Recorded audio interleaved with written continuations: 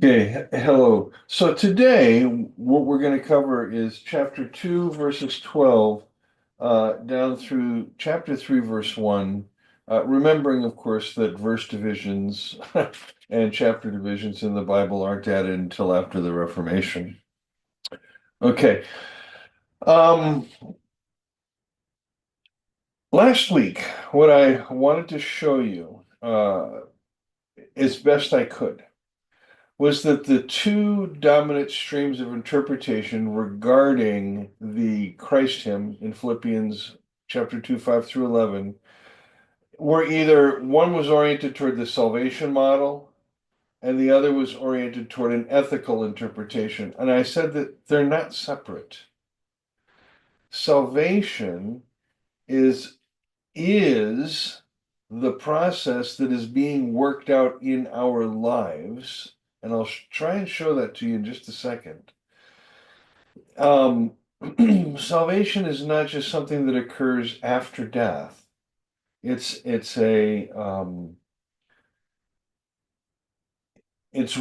woven into the warp and the woof, the fabric of our very existence, our time, our space, our history, our stories, our personal stories, our corporate stories. Okay. So you have this model that Paul offers in Jesus, and we've seen that this is a contrast with the grasping Adam model. And I don't need to go into all the mimetic theoretical implications of understanding that divinity is not an object to be grasped. Divinity doesn't consist in grasping itself. Divinity consists in self-giving, giving oneself up, giving oneself away. That's what divinity consists in.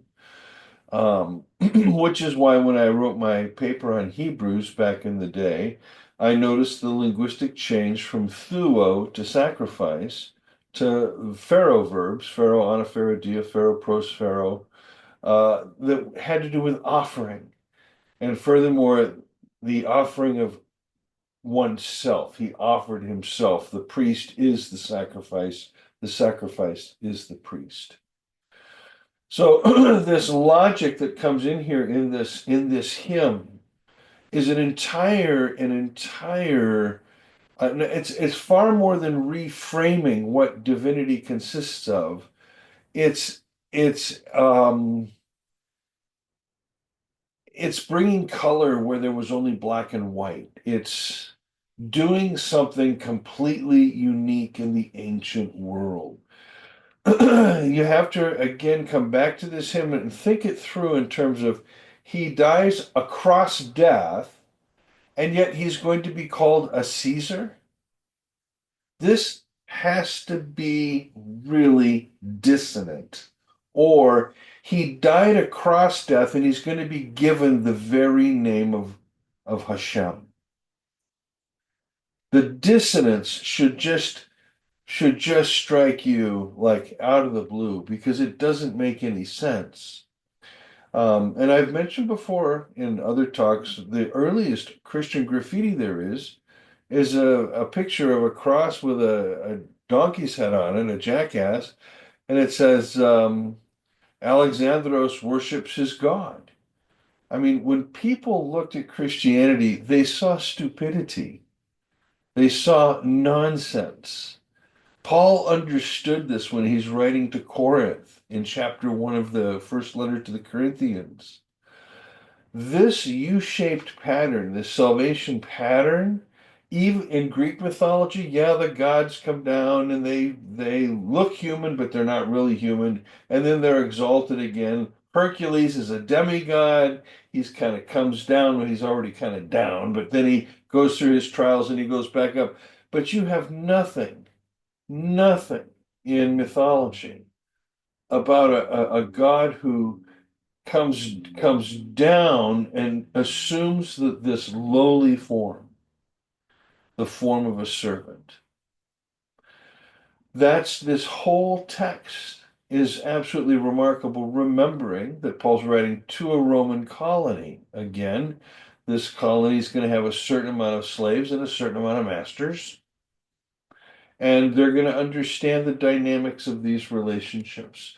So, when in chapter 1, when Paul's talking to the Philippians about their being persecuted, just like he's being persecuted, he's drawing an analogy, and then he's going to say, look, when we're under fire, there's going to be this tendency to want to start shooting our own. We're going to start wanting to argue with each other, and evidently these two uh, uh, ladies that we'll see in chapter 4 are arguing, and Paul's thinking of them here early on in chapter 2, and he says, "Man, there is unity to be found, but it's not going to be the unity of doctrinal beliefs or morality or these kinds of things. The unity that's to be found is the unity of the behavior pattern of esteeming the other better than themselves. That's where the unity is to be found in the congregation. If everybody is uh, watching for this unity to be found, they're going to find it in the way they treat each other. I guess that's what I'm saying. So let me bring this over here and let's look at verse 12 and following. Here's what Paul says. After he has exhorted them toward this mindset, this frame of mind, he calls it a frame of mind, a way of thinking. Have this mind set in you. Think this way. This is your pattern of rationality. And he gives them the hymn. He says, "Dear friends, my beloved, just as you've always obeyed, not only in my presence, but even in my absence, more so, continue working out your salvation with awe or fear and reverence, for the one bringing forth in you both the desire and the effort for the sake of his good pleasure is God. Do everything without grumbling or arguing, so you may be blameless and pure, children of God without blemish, though you live in a crooked and perverse society, in which you shine as lights in the world, by holding on to the word of life, or holding forth the word of life, so that on the day of Christ I will have a reason to boast that I did not run in vain, nor labor in vain. But if I am being poured out like a drink offering on the sacrifice and service of your faith, I am glad and rejoice together with all of you. And in the same way, you should also be glad and rejoice with me." Let's unpack this. First, immediately after the Christ example of 2:5 through 11, Paul is going to give an admonishment and an exhortation in which he's going to hold himself up as an example. Immediately following that, he's going to use Timothy as an example. And immediately following that, he's going to go to Epaphroditus, who is closely connected to this Philippian congregation. He's a member of this congregation, sent on a mission to Paul, where he gets sick, almost dies, and Paul has to write and tell the Philippians about it. But in each case, you have this stream of examples that follow on the Christ example before we get to the issue of chapter 3. So, first he says, "Just as you've always obeyed, not only in my presence, but even more in my absence, continue working out your salvation with awe or fear, phobos, and reverence." Now, this old way of reading this is salvation refers to end time salvation. And of course, if you're a Calvinist, a text like this bothers you deeply. But if you're a Pelagian or an Arminian, it doesn't, because it means you got to work your salvation out. This end time eschatological salvation. No, Paul's referring to his current situation. Now, in chapter 1, verse 19, the word soteria is used there. He says, "I will continue to rejoice, for I know this will turn out for my soteria through your prayers and the help of the Spirit." Soteria here is this hope he has of being released. He may die. He knows he may die. He knows that, you know, things can go wrong, but his hope is things will go right. and he will get to see the Philippians again. And he will, in that sense, be delivered from that circumstance. And then in verse 27, 28, where he's talking about these opponents who are coming in and intimidating people, but they're not intimidating the Philippians. And he says the fact that the Philippians aren't intimidated by these opponents is a sign of their destruction. That is, that they can't, they are ineffective here in Philippi, but of your salvation, a sign of your salvation, the fact that you've won this argument against the opponents. You've done this. This is a sign to God for these opponents that you indeed have the message correct. So soteria in both cases refers to present existential circumstances. It should be applied that way here. Paul is telling the Philippians, in your present circumstance, whatever it is that's happening to them, we don't know, again, we don't know, but we can guess that there's some kind of local persecution, probably from Gentiles, probably, most likely. Although in chapter 2, Paul's going to shift to his own opponents, so it's who are these Judaizers? He calls them dogs in chapter 3. He may be referring to them here. That however it works out with the Philippians, whoever their persecutors or interlocutors are, he's saying to them that you work this out, you do this, do it with fear and trembling. In other words, don't go into this battle with your opponents, thinking with some sort of realized eschatology, you've got the whole thing won, because you don't. You go into this and you go in with fear and trembling because you can't control the outcome of it, especially when we're dealing with authorities and authority figures. And he says that this working out of this salvation process that they're in, as they're navigating their way through the kind of stuff that's coming at them, he says, do this with fear or awe and reverence for the one bringing forth in you. And then you have this interesting phrase in Greek, both the will to do something and the ability to do it, the will to do. And the one who brings this about for his own good pleasure is God. And so Paul can say, do everything without grumbling or arguing. Now, the grumbling part has to do with going through the situation, and the verb here that's used is the same verb used in like 1 Corinthians 10, where Paul's talking about the Israelites in the desert, and they were grumbling or murmuring.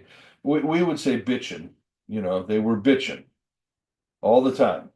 Just complain, complain, complain, complain. That's grumbling. That's the person that they're in a circumstance and all they can do is gripe about it. Okay? Paul says, don't be a griper. Don't gripe about it. And furthermore, don't get in arguments. Dialogismoi here. Don't get in arguments and don't grumble about it. If you're in a situation where there's this kind of persecution, oppression, anything, whatever you want to call it, Paul's two bits of advice are don't be a griper, don't gripe about it. And second, don't get in arguments. And you will be blameless and pure, children of God, without blemish. What kind of language is this? Blameless and pure, without blemish. What kind of language is this? This is sacrificial language. You betcha. You may be blameless and pure, children of God without blemish, though you live in a crooked and perverse society in which you shine by your behavior, this Christic pattern we've seen. You live this pattern, you do it without getting all pissed off and bent out of shape and bitching and pissing and moaning. You live this way, Paul says, and you'll shine as lights in the world by holding to this living word, this living message, Holding to the word of life does not mean holding on to the Bible, okay? This, it's holding on to this living message, this message of life, this life-giving message, so that on the day of Christ, I get to be proud that what I did in you really worked. And then Paul goes on to say, I may be the one that's offered as a sacrifice. It may be me. And if it's me, rejoice with me. Because remember, already in chapter 1, he said, for me to live is Christ, but to die is gain. And so he can say, if I'm going to be the one that's offered up like a drink offering, notice this. He doesn't say like a sacrifice. No, he gets very specific and he uses the word oblation, like a drink offering. On the sacrifice and service of your faith, I'm glad and rejoice together with you. A drink offering is a form of a thank offering. Okay, it's not a sacrifice for sin. I think that's why Paul uses this notion of the oblation here. Now, he's done the Christ model to talk about this unity. He's talked about how we apply this and live this in our lives. And then again, the two bits of advice are to do it without grumbling or arguing. And then he says, now I'm hoping in the Lord Jesus to send Timothy to you because I want to be encouraged by hearing news about you. For there was no one like Timothy who will readily demonstrate his deep concern for you. Now, please recall chapter 1, where certain people are doing ministry, and the word Paul uses here is that they're doing it from envy and rivalry. And Paul says, others are busy with their own concerns. He's picking up the earlier theme from the beginning of chapter 2, where he tells them, don't be concerned only with yourself. Don't be concerned only with yourself, but look to the interest of others. Here he's noting that these others that are out there that are preaching this gospel or coming to Philippi with this message, they are busy with their own concerns, not those of Christ Jesus. Okay, that's an amazing statement if Paul's talking about the Jerusalem church.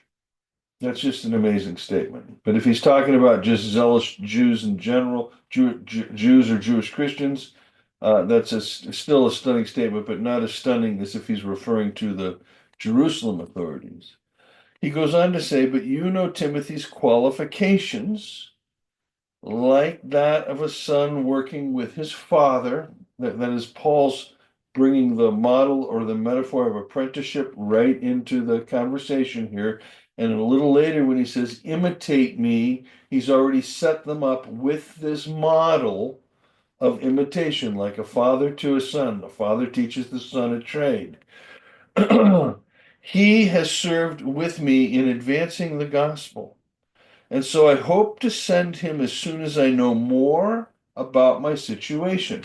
Paul has to wait and hear what's going on before he can send Timothy back to Philippi and find out for himself how things are going. And he says, though I am confident in the Lord that I too will be coming to see you soon. So Paul, with his ear to the wall, talking to the guards, has a feel for the way things are moving in the judiciary or whatever the charges are, and this and that and the other. And Paul's got a good feeling that he'll be released and he'll be able to go to Philippi.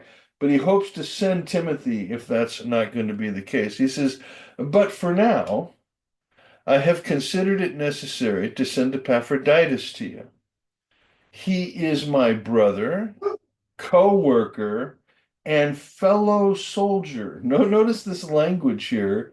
Again, who's Paul being guarded by? Praetorian Guard, and he's referring to Epaphroditus as a fellow soldier. This language to me is really striking, especially in light of the fact that a letter like this might get read and misread by the authorities. But he says, your messenger and minister to me in my need, Indeed, he greatly missed all of you and was distressed because you heard he'd been ill. And so here's Epaphroditus helping Paul out. He gets sick. Word gets to the Philippians that he's sick. Word gets back to Epaphroditus. The Philippians are worried about him. That causes him distress. Paul says, in fact, he was so sick he nearly died. But God showed mercy to him, and not to him, but also to me, so that I would not grief on top of grief. So I'm more eager to send him back to you, that when you see him, you can rejoice with him, and I can be free from anxiety. In other words, you sent him to me in good condition. I'm sending him back in just as good condition. I don't have to worry that he died on my watch. So welcome him in the Lord with great joy and honor people like him, since it was because of the work of Christ that he almost died. He risked his life so that he could make up for your inability to serve me. Finally, my brothers and sisters, rejoice in the Lord. To write this again is not trouble for me, but a safeguard for you. And we're going to have an abrupt shift in the narrative here. We've just had this fourfold pattern: Christ, Paul, Timothy, Epaphroditus. And at one point, specifically with reference to Timothy, the opponents from chapter 1 were brought in again linguistically by the use of similar nouns and verbs. Now we're going to get to these opponents. And when we, after, this is really what we're going to look at next week. After we get through how Paul deals with these opponents, we're going to see this very same pattern that we see here in chapter 2, this pattern of humiliation, exaltation, this exact same pattern, where Paul says, I've suffered all these things that I may know the fellowship of his suffering and the power of his resurrection. So this pattern of, excuse me, this pattern of rejoicing in the midst of suffering without grumbling or arguing is the pattern, the same pattern that you're going to find in First Peter. In First Peter, Peter's even going to use the Isaiah 53 very, very clearly here, and he's going to say, as a lamb led to the slaughter, he was silent. One of the things that strikes one about the Passion narrative is how little Jesus says. And he is silent for the most part. So I'm asking myself today, when there's suffering, when we are being persecuted or oppressed, why do we turn to the need to have a voice? Why is it important for us to have a voice, to speak truth to power, when the model in the New Testament has nothing to do with speaking truth to power and everything to do with remaining silent without grumbling or murmuring, so that the sacrifice of our life, if it comes to this, can be used by God with revelatory impact in people's lives, the same way Stephen's death was used in Paul's life.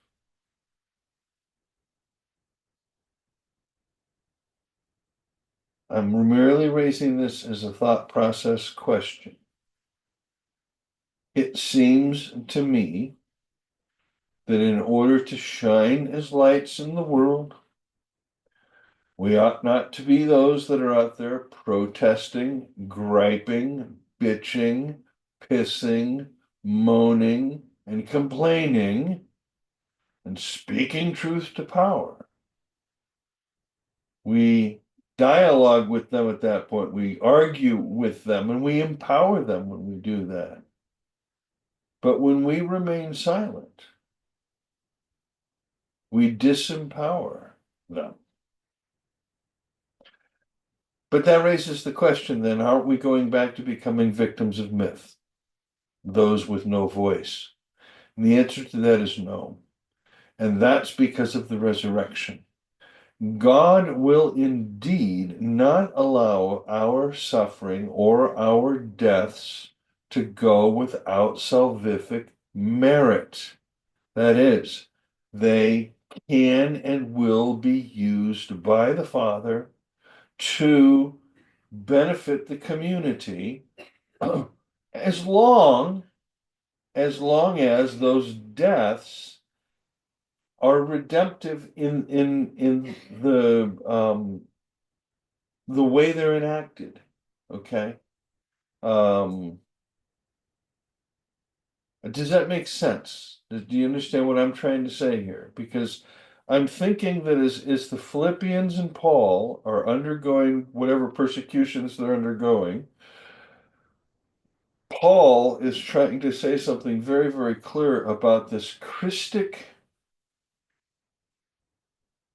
approach to being hurt, uh, uh, to even down to being hurt in arguments between people, like Synecdoche and Euodia in Philippians 4. There is something here about being humble and not defending oneself that I think is really, really important. And I think Paul calls attention to that here, especially when he says that when you do it without grumbling or arguing, he says, you're blameless and pure.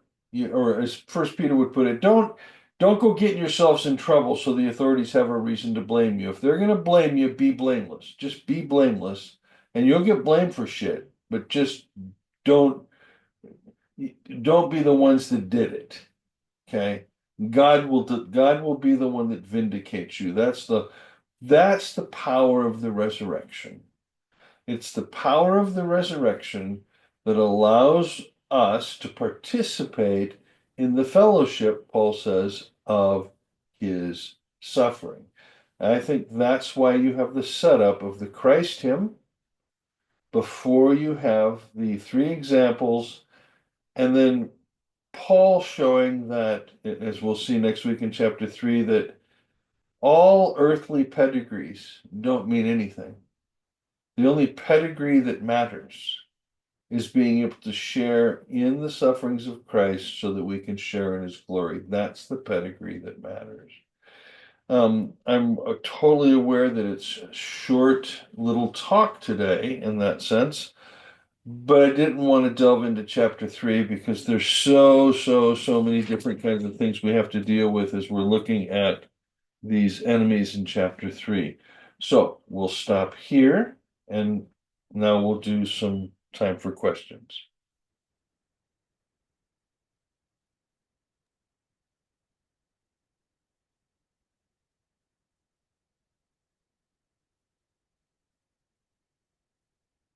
There was nothing in the Greek text that really was not pretty straightforward, and there were no real textual issues. This is pretty straightforward text.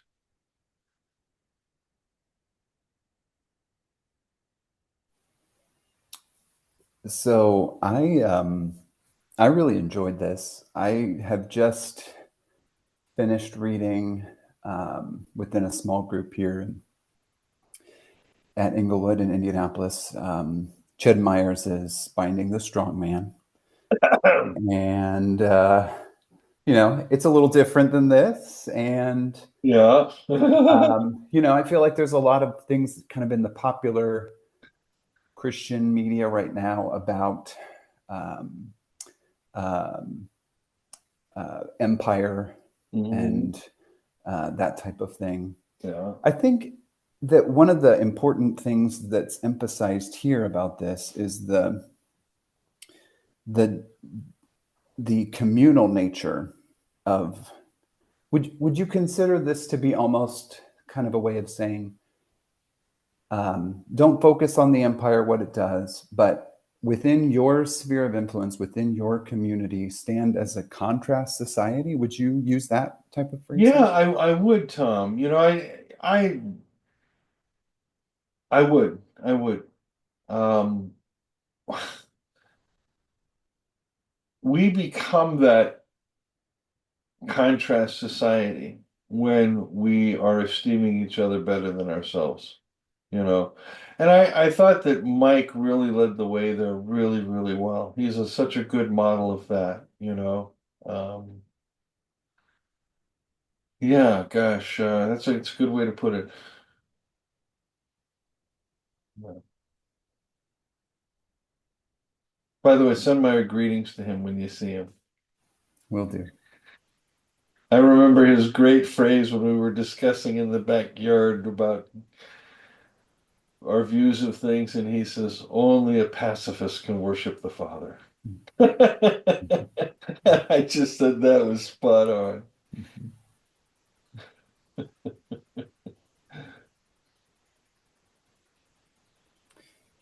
Yeah, I think we definitely live in a time where people feel like that they need to have a voice, that they need to, and I don't know if it's all the talking heads and we feel an imitative way of, we need to sort of lend our voice to that, or if it's kind of wanting to come alongside those who are oppressed. Um, Or but be medically involved so one counts. mhm, mhm. Yeah, but um, as we hear, like Jesus, quiet as a lamb led to the slaughter. Yeah, yeah, yeah. Now, Cheryl and I do a lot of talking about social media, media influencers, how we want our footprint to be on social media. You'll notice it's changed this last year, you know. Um, it seems to me that to adopt this kind of approach and social media becomes important too, because it's like I said in that post the other day, I don't have to have a voice on everything. I don't have to speak on every topic. I don't have to address every issue. If I have something important to say, then I'll discern that and say it. But if I don't, then there's no need to get out there and just be talking away on subjects all the time, you know. I know way too many people for whom Donald Trump lives rent-free in their head.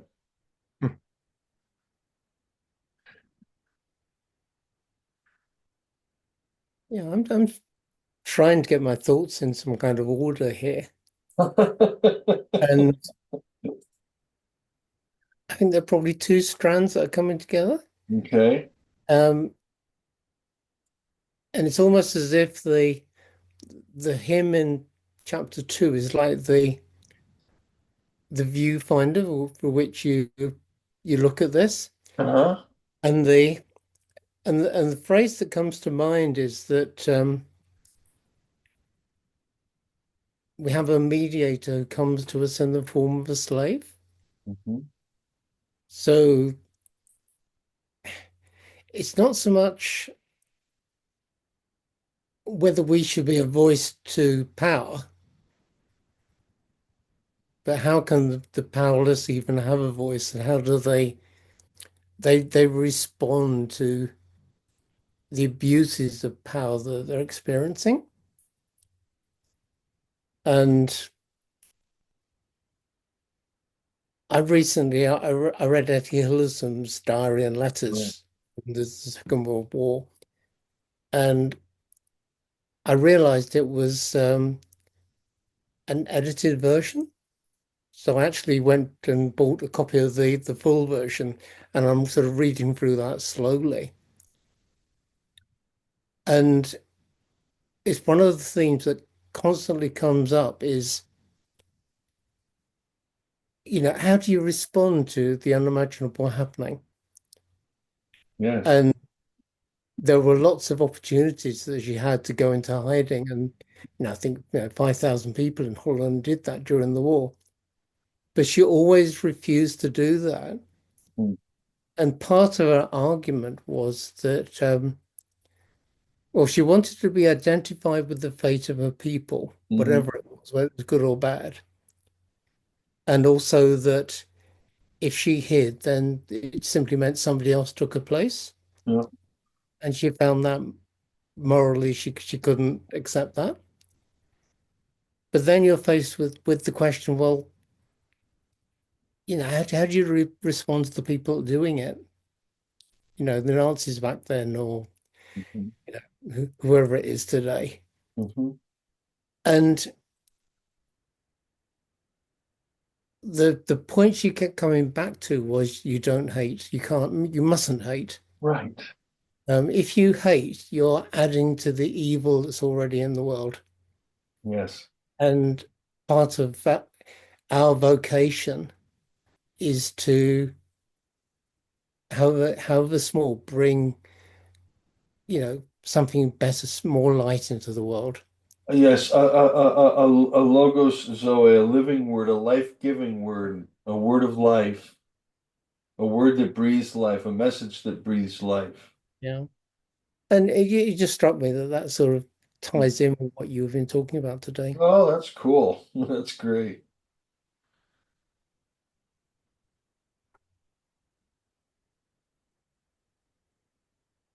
Yeah, it's been very, very hard for me to see some clergy friends of mine on Facebook use the exact sentence, I hate Donald Trump or I hate Elon Musk. Yeah. I see that and I Yeah. cringe, you know, makes me very nervous. Because they're theoretical universalists. They deny PSA because God doesn't punish.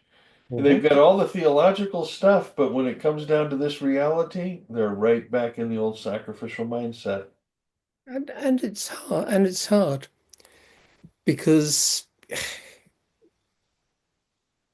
the natural response is to want to hate. I think so.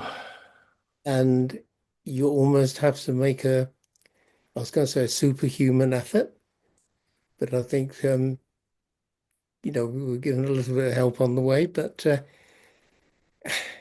it's not easy. And even in the diaries I was talking about, there are times where one of her really good friends is a German, Hmm. and she's aware that she's saying spiteful things just to get back at the Germans, Hmm.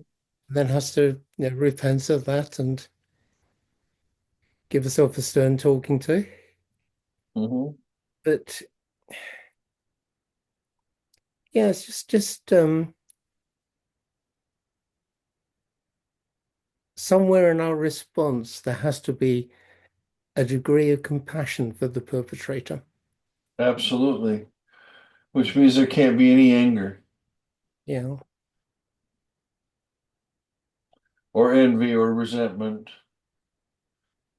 Yeah. Yeah, it becomes an amazing that's where real love works, when you love your enemies, you know. But we don't find that anywhere, hardly anywhere, yeah, you know. yeah. Um, She draws the distinction though between not hating, mhm. but you can still have moral indignation about the things that they're doing.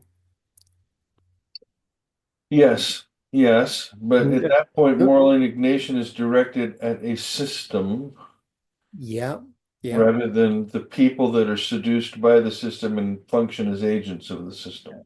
And I think she would agree with that, I think. Yeah, yeah, cool, cool, Mike. Oh,